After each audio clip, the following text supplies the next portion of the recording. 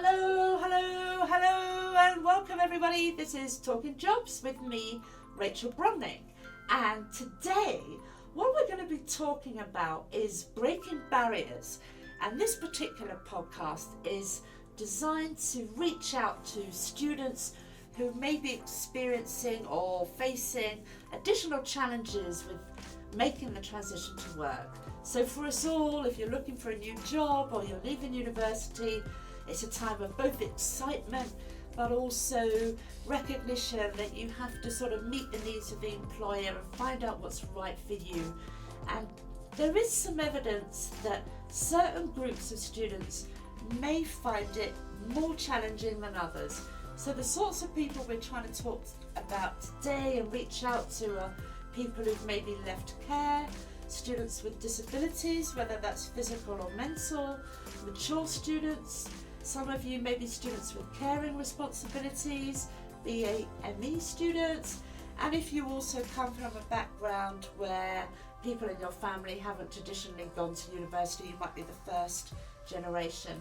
So if you're any of those sorts of students or just feel that you need some personal attention, you've got some issues or challenges, then this is the recording for you. So stay tuned, because I'm going to introduce you to Becki Cobb from our career service, who specialises in supporting students and particularly those with access and participation needs. So stay tuned, you're listening to Talking Jobs. We're going to be breaking barriers.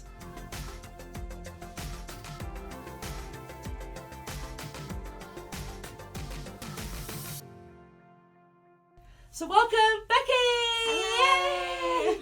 Thank you for coming in today. Thank you for having me.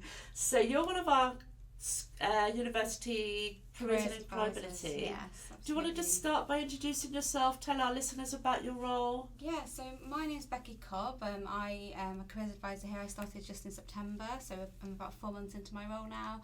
I look after 3 schools within my role, so that's the School of Psychology, Yay! the School of Computer Science, and also the School of Film and Media. Oh, quite diverse. Yes, very diverse. And I also have a focus on students from access and participation backgrounds, so non-traditional backgrounds into higher education, so that the sort of groups of students that you've already mentioned. So a lot of my role is focusing on how we can improve our support, so making sure our support is accessible, but also that we're providing what's really needed by students to support them into work after university. Brilliant, such important work. What drew you into that sort of specialist area? Well, when I was 21, I had a stroke, which paralysed the left side of my body. So I am a disabled person myself, and so have a strong passion about disability. And in my old role, I was a talent manager, and I worked a lot with graduates from underrepresented backgrounds, bringing them into entry-level positions at my company. And it kind of really grew from that, and I just it feels like a really rewarding position to be in, and to be able to support people where we know it is an uneven playing field for them, and to be able to provide extra resources is just so important, I think. And it's important to support all students, but where we know there are additional needs, and being able to offer that is just a really valuable service thing to do. Yeah. Oh gosh, well thank you for sharing that personal journey of yours. So our career service, I say it time and time again, is really, really brilliant for our students. So focusing on these students with these particular backgrounds, what sort of services or what can they access from your department? Well, obviously they can access everything that we offer to everybody. So we offer guidance appointments, we have careers clinics where you can bring your CV in and have it looked at, your personal statements. We can even look at your applications if you need support with that. We offer lots of different workshops and presentations. We bring employers into the university where they will talk to students about how to get a job at their company, or we put on the careers fair each year as well. We are also running some events in March, the first week of March 2020. I can't believe we're in 2020. It's come around so quickly. And it's called the Breaking Barriers. It's a Breaking Barriers event. It's called Breaking Barriers. And it's really about breaking down physical and perceived barriers. So It can be things like resilience, self-awareness. It will also contain workshops on neurodiversity. We're hoping to run a BAME workshop. It's all kind of being organised at the moment, so I really encourage people to look out for marketing. Absolutely, but this is the sort of things we're looking at so far. We're hoping to bring some employers who are sort of leaders in equality and diversity in their industries as well. So we've got a lot of different things going on that are hopefully going to be really open to everybody, but definitely with targeted sort of sessions. Yeah, exactly. Yeah. I mean, what I'm hearing and taking away is that people shouldn't feel that they're alone. Absolutely. So if you're someone who's saying maybe got dyslexia or mental health problems, or I know that that's quite common in psychology students, they shouldn't feel that no one understands their difficulties or such like that. The people like yourselves who will be able to support them. Students from non-traditional backgrounds don't use our career service as often as they could do. So by offering this service, we're hoping that we can make it more accessible so that people do engage with us more, and that they will see the benefits from that when they leave university as well. Brilliant. Just out of curiosity, if somebody is, say, dyslexic or is on the autistic spectrum, I'm just curious to know your opinion. You mentioned about helping people with like personal status statements or preparing for interviews. Would someone be expected to declare their background or their challenges on an application or interview?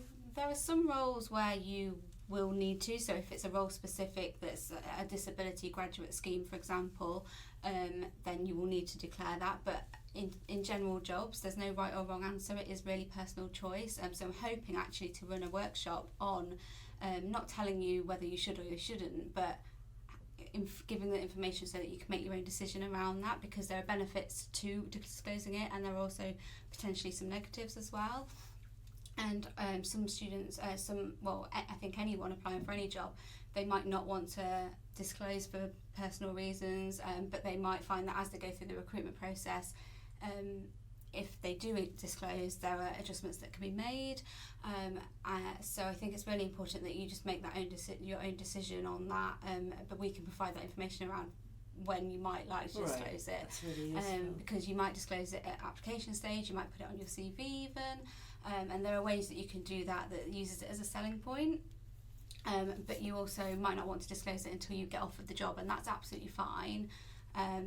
I presume there's some sort of employment law about absolutely. So there is the Equality Act. It is. I believe that's where the employment law, it all falls in within that. So employers can't ask you unless it is a specific role, and you don't have to disclose it at all. So legally you don't have to disclose it. And I'm a trained transformational coach as well, so I can work with students about making those decisions for themselves and helping them find their own answers to their questions that they have. So there's a lot we can do, I think all of our careers advisors can work with them through guidance appointments about that as well.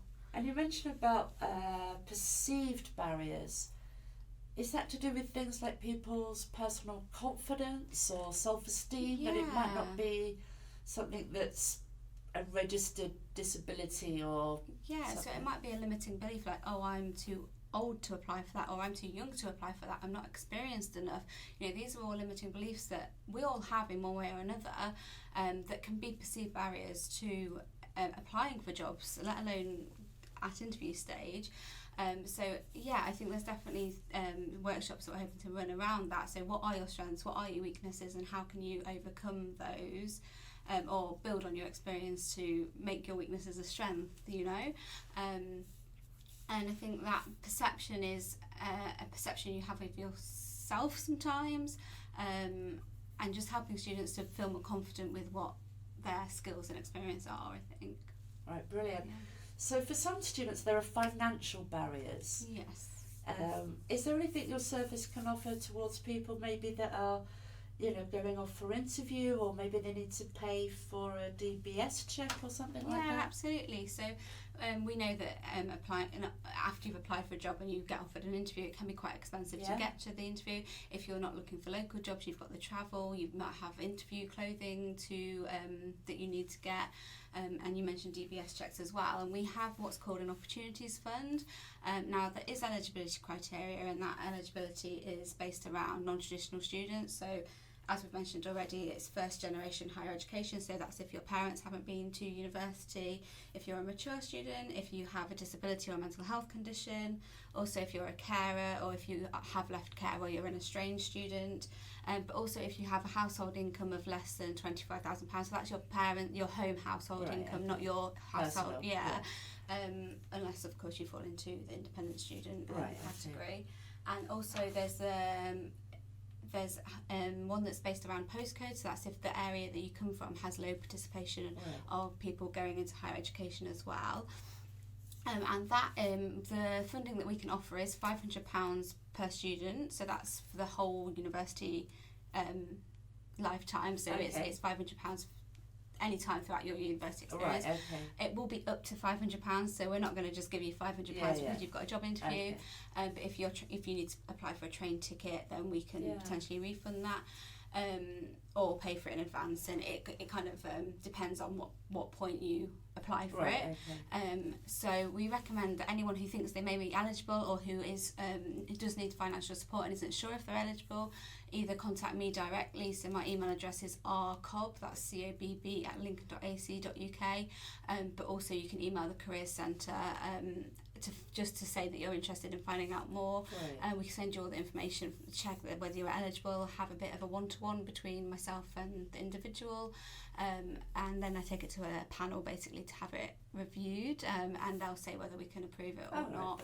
That's brilliant. So it's really good to know that it's there when you need that support, because we know that it can be very expensive, and when you haven't got spare cash, which I think everyone has that, and so, but some people do have more parental support than others, and absolutely. So it's just about being able to support you when you get to that stage as well, and knowing that we want to take away the thought of, I won't be able to afford to get there. That shouldn't be a barrier for a student applying for a job. Well, there's so much out there, so I hope people sort of take home the message that here at the University of Lincoln, whatever your situation, we really want to support you into making that transition and helping you to fulfill your dreams and reach your ambitions, and to not feel disadvantaged in any way. Would you agree with that? Yeah, absolutely. Yeah. All right, well, brilliant, Becki. Thank you for coming in. Thank you. So I'll put your email address around, and people can make direct contact. Thank you. So you've been listening to Talking Jobs. It just remains for us to say bye. Bye.